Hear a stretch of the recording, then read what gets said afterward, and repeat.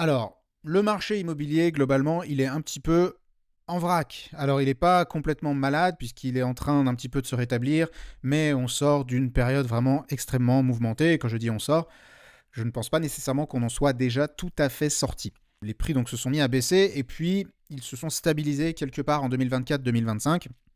Là, je vous tourne cet épisode à la fin de l'année 2025, mais on constate que les marchés ne se sont pas tout à fait stabilisés, les marchés ne se sont pas tout à fait rétablis. Et honnêtement, moi je pensais, je l'avais annoncé dans une ou deux vidéos, que le marché repartirait de manière beaucoup plus générale et de manière beaucoup plus homogène à la hausse, puisqu'il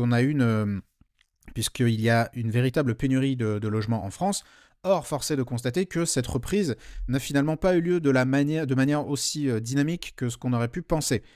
Alors, il est toujours un petit peu compliqué d'analyser, de trouver les raisons pour lesquelles ça ne repart pas, mais on est en droit de penser que le sujet de la confiance des ménages dans l'avenir est en cause, puisque ça, c'est quelque chose qu'on entend beaucoup. Les gens flippent, ne savent pas.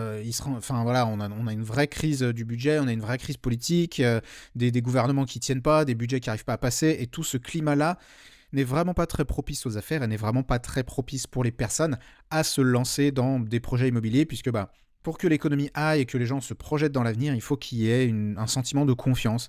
Et il semblerait que ce sentiment de confiance ne soit pas du tout au rendez-vous.